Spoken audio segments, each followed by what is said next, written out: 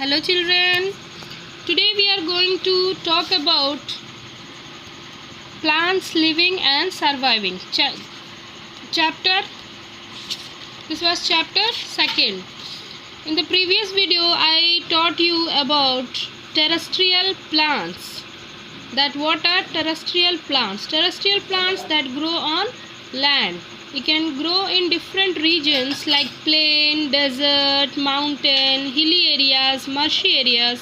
Today we are going to talk about aquatic plants. What is aquatic plants? Plants which grow in water are called aquatic plants. You can see here, these are aquatic plants. There are mainly 3 types of aquatic plants. Aquatic plants जो होते हैं बच्चों, वो 3 प्रकार के होते हैं: floating plants, fixed plants and underwater plants. In next I will explain you one by one. What are floating plants? Floating plants क्या होते हैं बच्चों? यहाँ आप फिगर में देख सकते हो. These are example of floating plants: duckweed, water lettuce and water hinge. Floating plants. These plants are light with spongy or swollen parts. इनके जो पार्ट्स होते हैं प्लांट्स के, वो बहुत ही स्पॉन्जी होते हैं और स्वोलन होते हैं. दे float freely on the surface of water. ये आसानी से पानी में तैर सकते हैं. इसके बहुत सारे ऐसे अडेप्टेशंस हैं, यानी ऐसे कैरेक्टरिस्टिक्स हैं जिसके द्वारा ये पानी में अपने आप को आसानी से सर्वाइव कर सकते हैं. Example for duckweeds, water lettuce and water हिंज are common floating plants. Green algae are also small thread-like floating plants. algae आपने देखा बेटा, पानी में, तालाब के पानी में हरा हरा जो कवक जो ऊपर की तरफ पानी में तैरता है, उसे हम कहते हैं algae. वो भी एक प्रकार के floating plants होते हैं. These plants protect them small water animals or pond from the hot sun. ये जो प्लांट्स होते हैं वो पानी में रहने वाले छोटे छोटे जीवों को सन से प्रोटेक्ट करते हैं. उनकी खासियत होती है कि इनके जो पौधे की जो पत्तियां होती हैं वो वैक्स कोटिंग की तरह होती हैं, जो आसानी से और बहुत ही स्पॉन्जी होती हैं, जो आसानी से पानी पे तैरती हैं. Next we talk about what are fixed plants. These plants remain fixed to the bottom. यानी ये जो पौधे हैं ये पानी में ऊपर तो तैरते हैं, लेकिन इन जो नीचे से बिल्कुल बॉटम से नदी तालाब में जो तली है उससे ये फिक्स्ड होते हैं. These plants have a long hollow stem. इनके जो स्टेम होते हैं बहुत ही लॉन्ग होते हैं और हॉलो होते हैं, यानी खोखले होते हैं, बिल्कुल पाइप की तरह. And broad leaves. इनकी जो पत्तियाँ होती हैं बहुत ब्रॉड होती है. आपने देखा है बेटा, वाटर लिली, लोटस, कमल का जो फूल होता है, या सफ़ेद जो लिली होती है वो. The leaves float on the surface of the water. They breathe through the pores on the upper surface of the leaves. यानी पत्तियाँ जो होती हैं बहुत ही बड़ी होती हैं और ये आसानी से पानी में तैरती हैं, और जो पत्तियों के ऊपर टाइनी पोर्स होते हैं जो ऊपरी सरफेस पे, उसकी सहायता से ये सांस लेते हैं.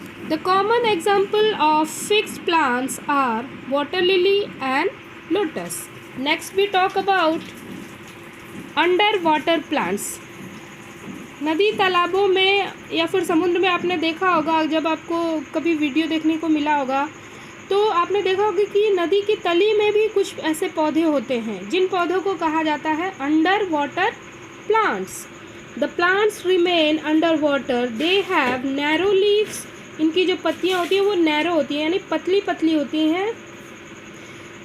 They breathe through their body surface and help to keep the water clean. ये अपने बॉडी सरफेस से ब्रीथ करते हैं और पानी के एटमॉस्फेयर को क्लीन रखते हैं. By removing the carbon dioxide breathe out by aquatic animals.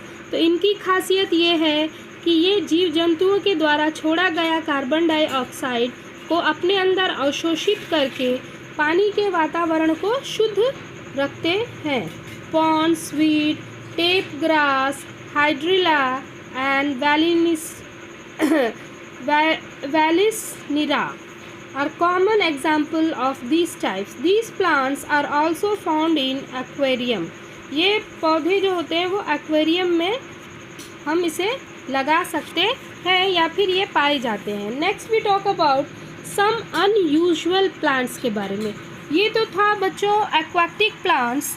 अब हम पढ़ने वाले हैं सम अनयूजुअल, यानी कुछ ऐसे पौधे भी हैं जो अनयूजुअल है, यानी वीड्स के रूप में उग जाते हैं जिसका कोई काम नहीं होता है. जैसे कि we all know that animals eat plants, can plants eat insects. यानी हम तो जानते हैं कि जानवर पौधों को खाते हैं, लेकिन कभी आपने ये जाना है कि कुछ ऐसे पौधे भी हैं जो जानवरों को खाते हैं. तो let us talk about insectivorous plants.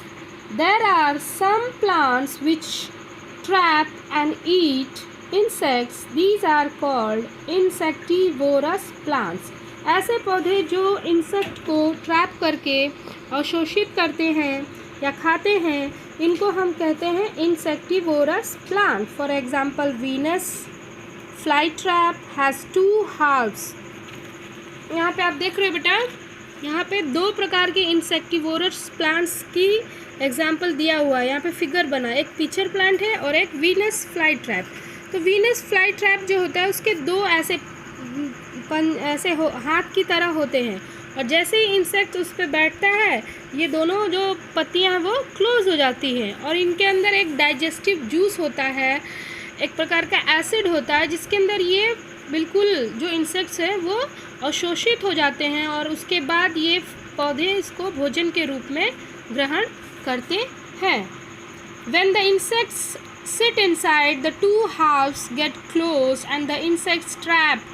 Some other examples are pitcher plant. ठीक वैसे ही पिचर प्लांट्स पिचर की तरह, यानी एक घड़े की तरह होता है, उसके ऊपर एक ढक्कन ऐसे खुला होता है, और जैसे ही इंसेक्ट्स बैठता है वैसे ही वो ढक्कन बंद हो जाता है और उस डाइजेस्टिव जूस में वो बिल्कुल ही अवशोषित हो जाता है.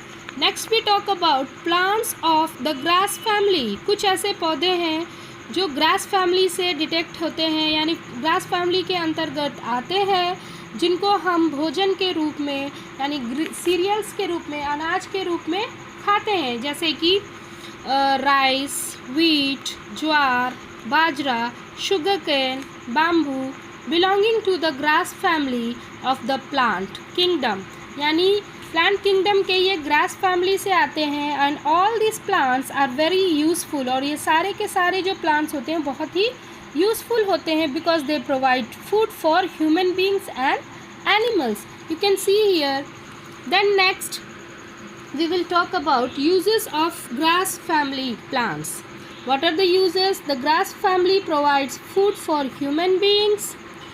Bamboo is useful for making paper, basket, chair, mats, toys, brooms, etc.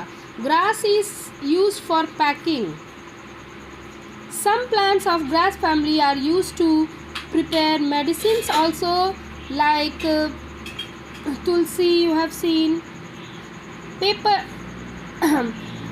was first made by grass called papyrus by people of Egypt. That is why it is called paper.